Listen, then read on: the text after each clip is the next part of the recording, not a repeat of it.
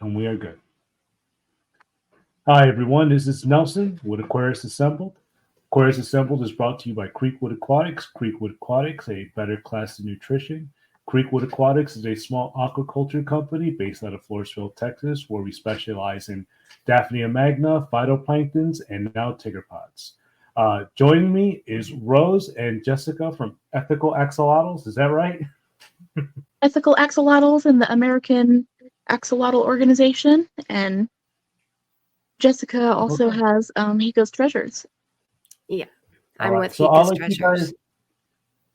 All right, so I'll let you guys introduce yourselves. I'll start with Rose, and then we'll move on to Jessica. Okay? So introduce yourself to everybody. That's good. So my name is Rose. I'm from Alaska. I own Ethical Axolotls Rescue Services, and I co-founded the American Axolotl Organization with Jessica and Milo back in, I want to say January 2023, somewhere around that. So we're coming up on a year. And we have been, well, I have been caring for axolotls since about,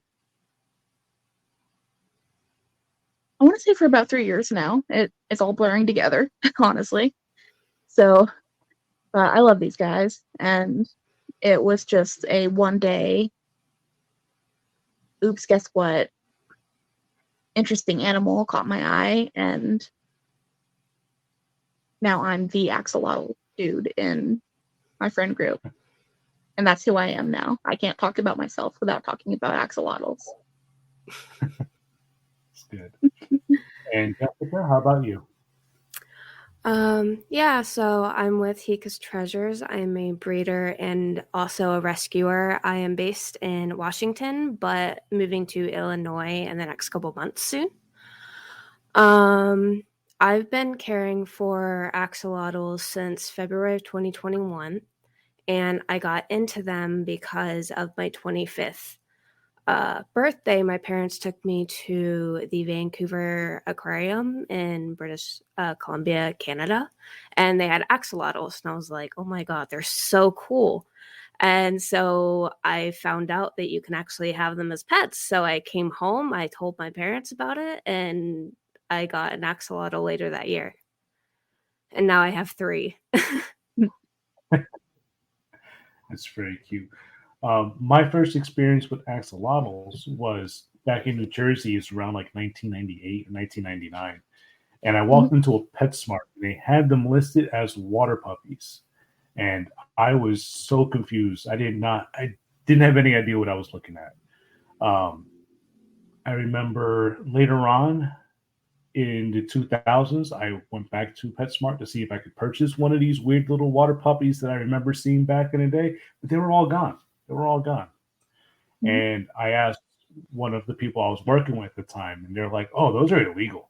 So, unfortunately, when I was living in New Jersey, I did not have access to any type of axolotl or tiger salamander.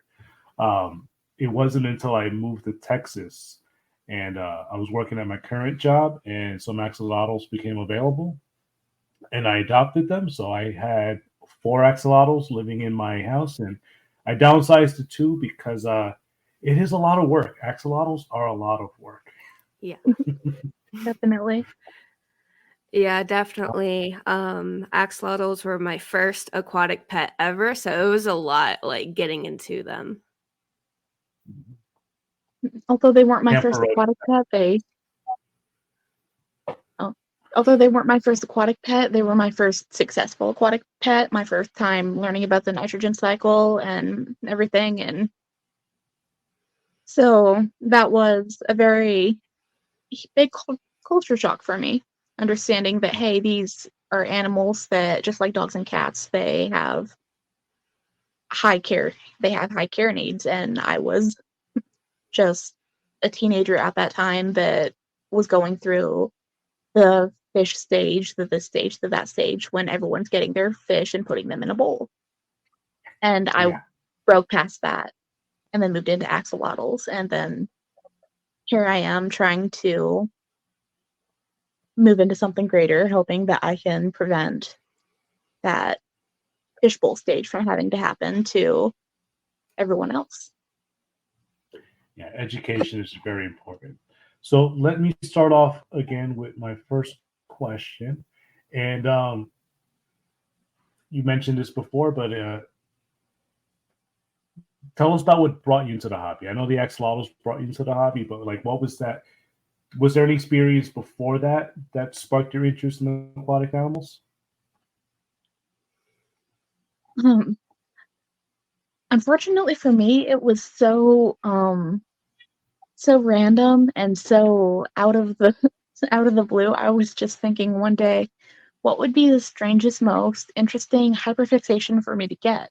For me to just I was looking for something to get into, looking for something new to try, and I had some fish and they weren't doing so well, and I was thinking I need to do better for them. And what usually gets me interested in the current project is by adding something new to the project. So I found axolotls, and that ended up being my wake up point with instead of fish being a decoration, they became this amazing. I almost call them an ecosystem, but that's a way to call them. Well, anyways, fish, axolotls, they're amazing creatures and they're actual organisms in their own right. So they're anyway, that was it for me. It wasn't anything spectacular, but it was just a little moment for me. Nice. And I think Jessica And how talked about about hers, you, didn't she? Jessica? Yeah. So I remember in high school, I loved marine biology. Like my favorite animal is a cuttlefish. I've always loved just marine animals. I always think that they're super interesting, but I've never actually owned an aquarium or anything like that until I got my axolotl a couple years ago. You know, what attracts me to them is that they just have like this blank expression on their face, like at all times. So when I'm sitting in my living room or we're sitting in the little armchair next to them, and I just kind of look over, they're just like, "Ugh." I'm just like, oh my god, they're so cute. They don't do anything all day, they don't move, but they're so cute. All right. Other than axolotls, is there any fish that you're particularly like interested in? Is there any other than I really love crawdads. I, they have such unique personalities. Although I know they're not quite fish, but they're they count. So I love them to death. So they're one of my top favorites. But besides that, I love and you, axolotls. Jessica?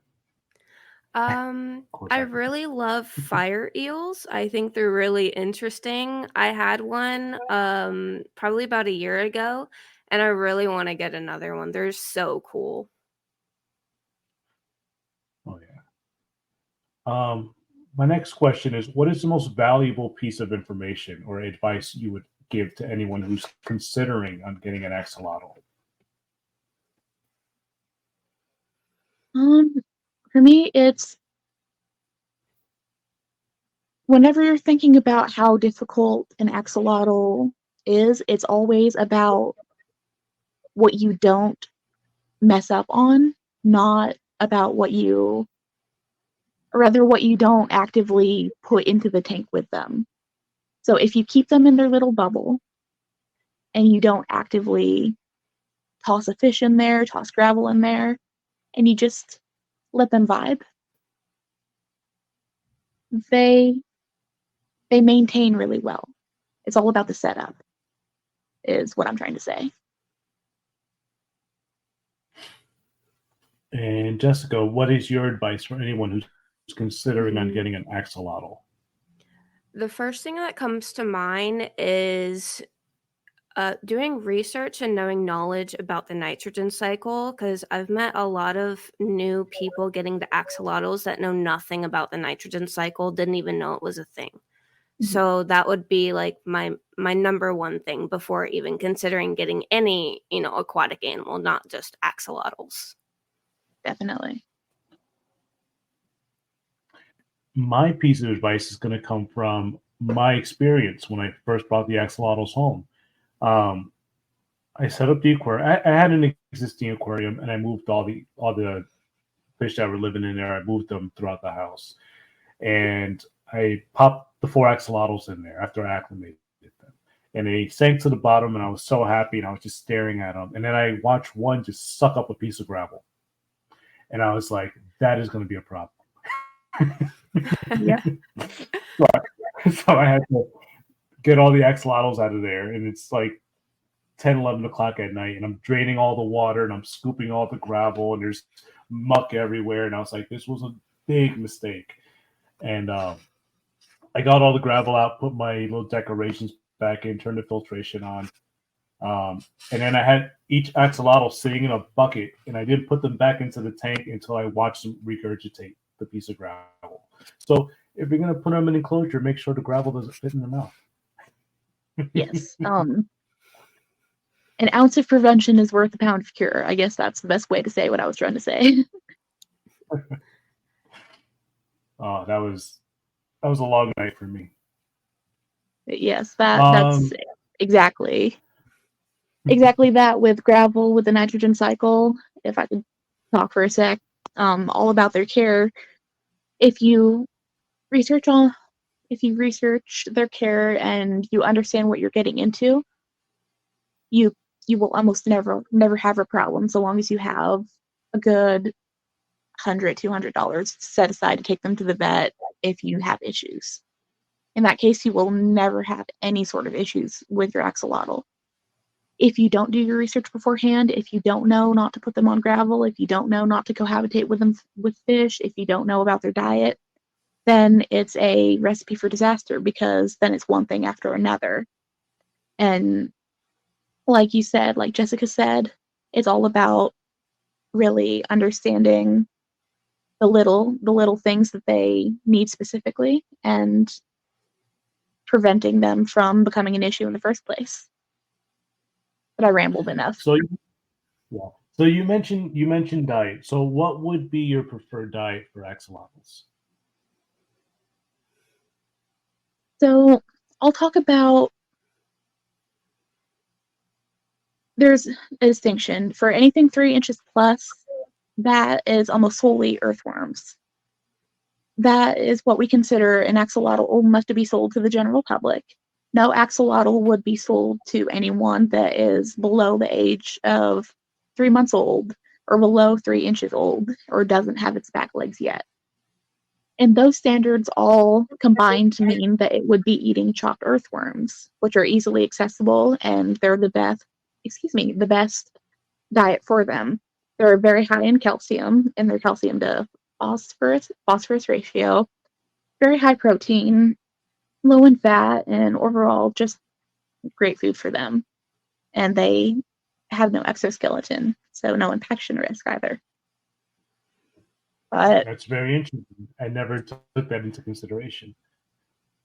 If you're working with younger axolotls, they clearly can't eat earthworms. They're much smaller than the earthworms are. That is when you need to feed them microcrustaceans. And in that case, it is absolutely imperative to have a source of microworms, micro crustaceans, and something that you can readily feed to your axolotls live, because they cannot eat freeze-dried food. They cannot eat frozen food very frequently. And if you're trying to raise hatchlings, if you're trying to raise juveniles, you honestly need live food that can stay alive in the freshwater ecosystem. Yeah, I talked to a bunch of people when I went to a convention in Houston. I went to the Aquarium Nation event, and one of the guys we were talking about, I was talking about my blackworm culture that I was trying to start, and it keeps failing. And he was like, things are going to get harder because ever since COVID, like there was a disruption in supply chains, so blackworms got really hard to come by, and blackworms was one of the things that they they did, not only for axolotls, but for most amphibians.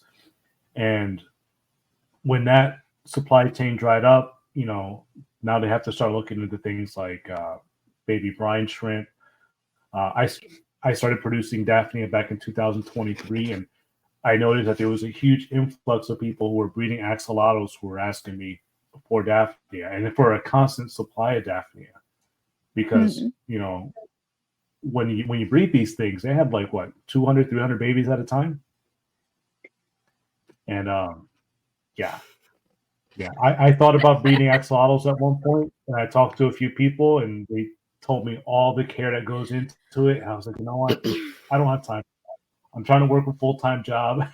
I got my family to take care of. I got this side business going on. So I don't have time to raise a million axolotl babies. Hey, Jessica, what's the Yeah. most eggs you've ever heard of any axolotl laying? I think we're wanna thinking of the same say- number. I think I've heard up to 1,300 before. Whoa. I think I've heard of 1,600. Really? Wow. Yep. So it's something all the way up there, and it's not anything that you want to handle. No, the gentleman I was talking to earlier today, because I went to another swap meet, he was saying that when he breeds his axolotls and he has to remove the eggs, he says these things are so slimy. He goes, they're disgusting. He goes, they're just a big slime ball. Yeah. But he's like, even when you're trying to scoop them up with the net, they just clog up the net, so the net's just full of water. He goes, it's a mess. He goes, it's not anything you want to get involved with. If you don't have to, Nope. or if you don't have the passion to do it, just stay away from it. Yeah, honestly. But I'm sorry, I'm just envisioning that, and that's such a funny thought. So, do you have any other do you guys questions have for any- us? Do you guys have any funny aquarium related stories? Any funny axolotl related stories? I sure do. Yeah. By funny, do you mean disastrous? Because I have a couple of disastrous stories. I'll take disastrous too.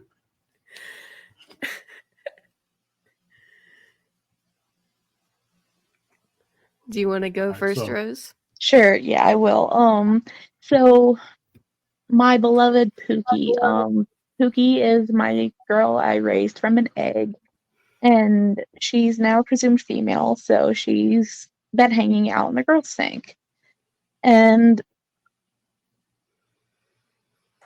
she had been kind of hanging out at the top of the water, and I went over on January 9th.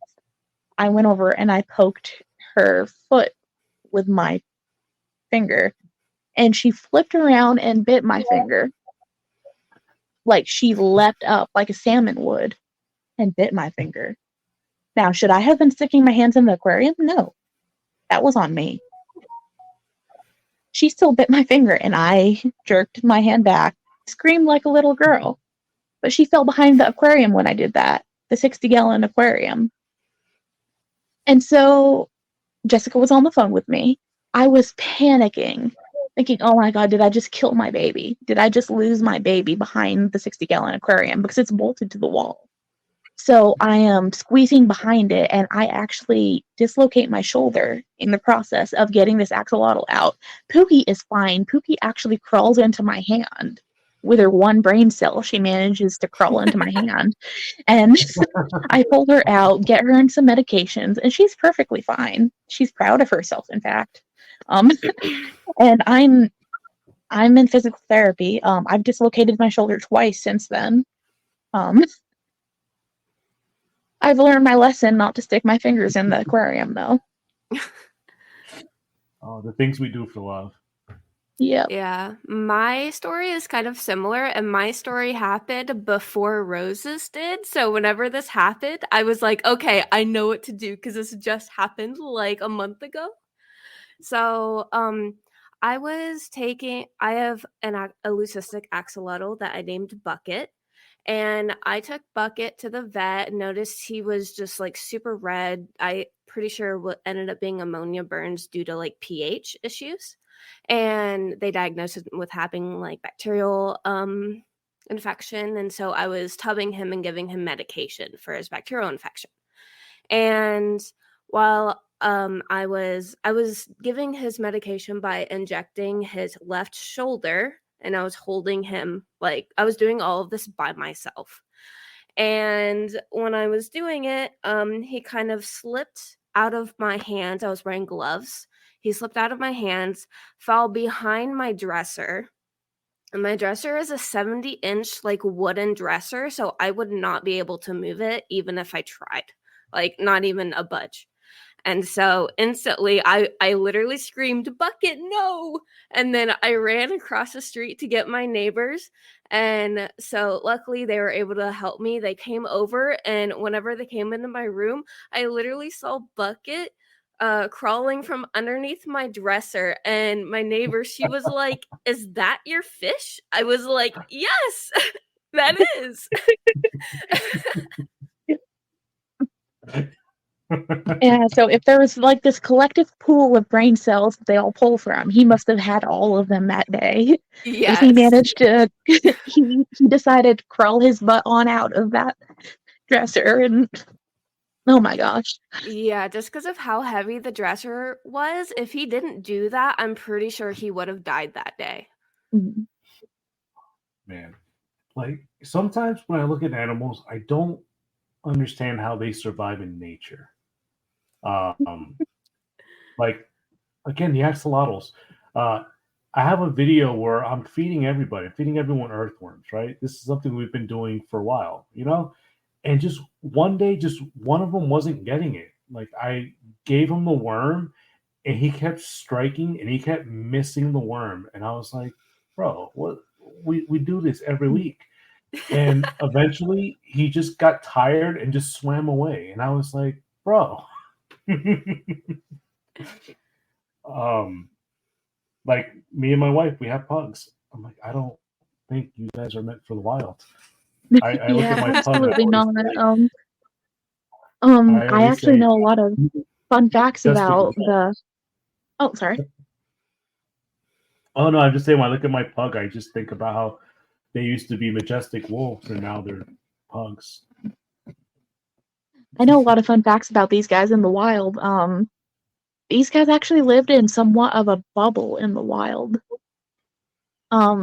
Lakes Xochimilco and Chalco were very fascinating areas of nature. The substrate, it wasn't really a sand, it was more of a clay, silt, kind of it's such a fine-grained substrate that they actually could not ingest it. Or if they did ingest it, it would just pass right through them like the finest sand out there, riverbed sand. So they never had to deal with eating grapple. It was just this fine little. Yep, exactly.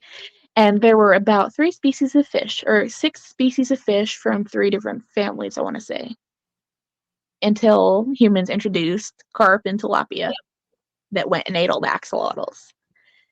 And Yeah. the temperature of the lakes maintained at a perfect below 72 degrees until, some climate stuff happened. And, it was just this perfect little bubble. So axolotls are actually very fragile creatures.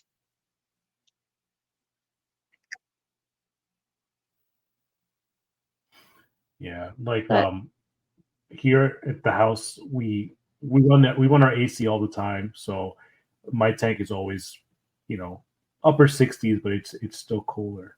But I have seen nightmare scenarios where people put their axolotls in like regular tropical style aquariums, and then they yeah, start to morph out, and they turn into this weird salamander, and it's just like the roughest time for them. Because they're one of those animals that just perpetually stays in what would we call that stage of their Larva life? stage. neotenic. Yeah, Yeah. yeah, and they just stay in that stage for the rest of their lives. And they reproduce and they do all their normal biological functions. It's just weird how they just like hit this like little form and they just stayed in it. And Mm-hmm. Mm-hmm. that's always like interests me, but I think that's It's one of the biggest essentially mistakes. Yeah, Oh, it's it's crazy, but essentially because they didn't have to go any farther. every other amphibian had to learn how to evolve past the state of a quote-unquote fish, but axolotls didn't because they had that precious bubble to live in.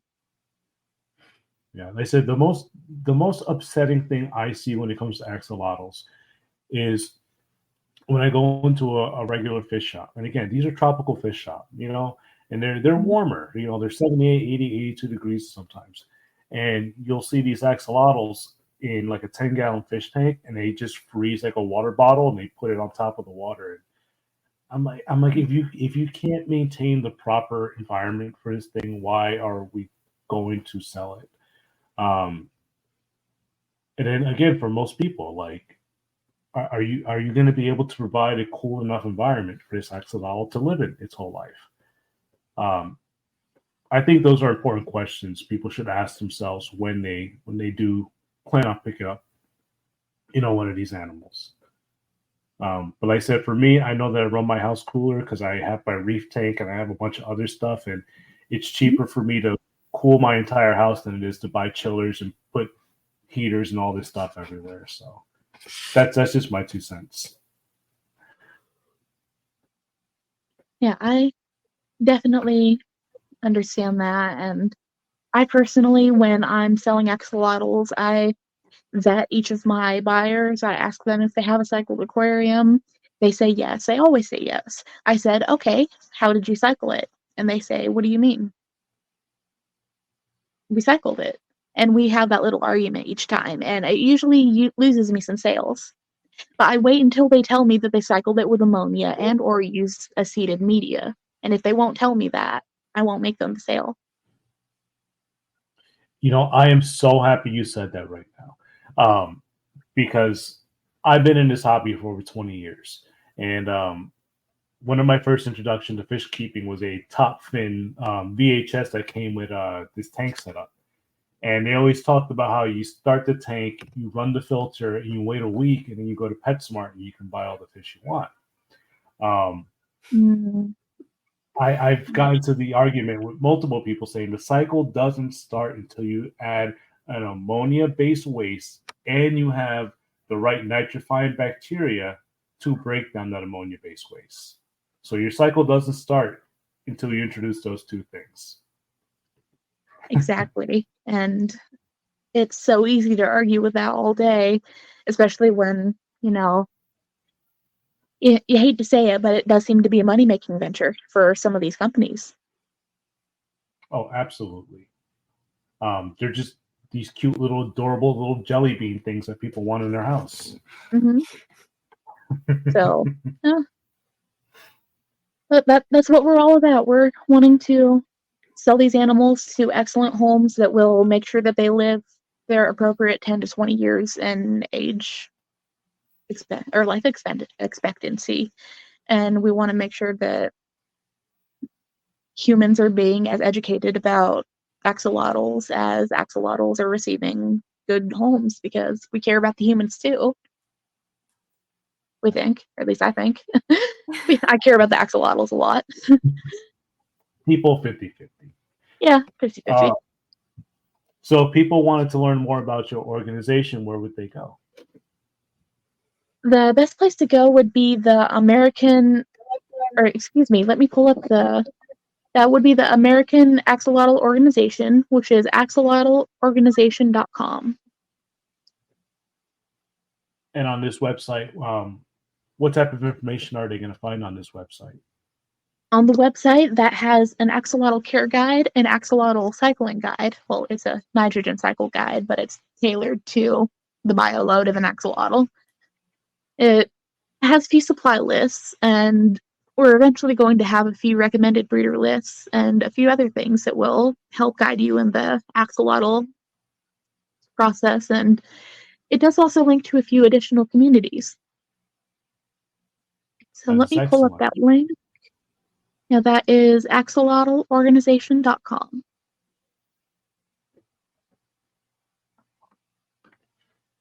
And Jessica's website, you guys share the same website, or does Jessica have her own special we work website? together.